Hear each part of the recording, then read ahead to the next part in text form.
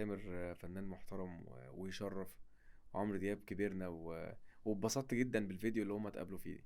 مم. يعني حسيت اللي هو يا جماعه، ما انا طول الوقت بقول الله لهم، بقى اهو بس انا طول الوقت مفيش اسال مشاكل. ان اما حد يسالني يقول لي بس بيني وبينك بقى انت اه بيني ايه، وبينك تامر بيتكلم على عمرو؟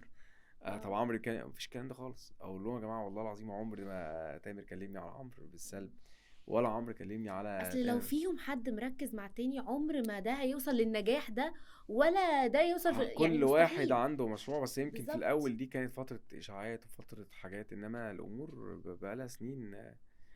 تامر عنده مشروع ومهتم بيه جدا، عمرو دياب عنده مشروع الغنائي ومهتم بيه جدا.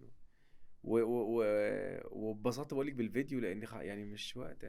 انا بشوف ان الصناعه المصريه دي تحديدا والقوه الناعمه عندنا مم. دي طول الوقت لازم نفضل كده كده. أم، عايز اتكلم كمان عن رامي صبري اه طبعا. ورامي من اعز هيوحشني اصدقائي. الكلام وياه، الله يعني ليه اغاني رامي كتير. ليه اغاني كتير قوي مع رامي. طبعا.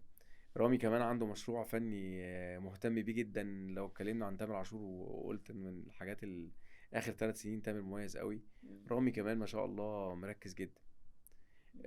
سيبك من اي اغاني حتى بنعملها انا وهو، انا عاجبني فكرة رامي تركيزه وان هو دؤوب وينزل اول باول، ومهتم بالميديا، مهتم بحفلاته.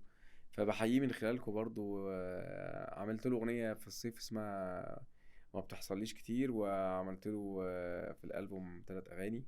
مم. وبيننا اعمال ان شاء الله في الفترة ما الجاية. رامي بتحصليش كتير. ما بتحصليش كتير، لا ده الموضوع كبير، كتأثيرك انت انا مش دي بنساه. رومانسية شوية يعني، كانت كلام حلو شوية. ناعمة شوية. مم. بس دي اغاني لايف يعني، كان لحن هو مدهوني وانا كتبت له عليه. بس انا مبسوط لان في الاخر المشروع الفني الكامل اللي انا شايفه في رامي وتامر وكل زمايلي المبدعين. بفرح ان مصر بقى فيها اكتر من حد. محمد رمضان ماله؟ كمطرب، ايه رأيك فيه؟ والله عنده اغاني حلوه، يعني عنده اغاني كده فيها طاقه، وهو عارف ياخد اتجاه. يعني هو بيعمل اغاني.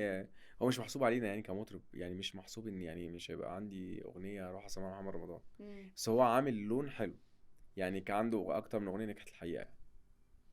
تحبه في التمثيل اكتر، يعني انت شايفه بالعكس ممثل انا اكتر. شايفه اهمل مشروع التمثيل. انا كنت شايف ان محمد رمضان ده يعني خليفه احمد زكي في التمثيل، لانه ممثل قوي قوي جدا جدا، اه دي جدا حقيقة. جدا جدا صح، جدا. محمد رمضان فعلا ممثل قوي جدا. ومشروعه الغنائي، بس هو حاسس ان هو مهتم الفيتشرز بالغنى. بتاعته كمان لا لا، هو مواصفاته خطيرة. افريقي مصري افريقي، يعني اه. ليه مواصفات. بس انا حاسه مهتم بمشروعه في المزيكا اكتر من السينما. هو يمكن مسلسلات بس اللي بيبقى عليها، بس حاسس ان السينما هو مقصر شويه يعني.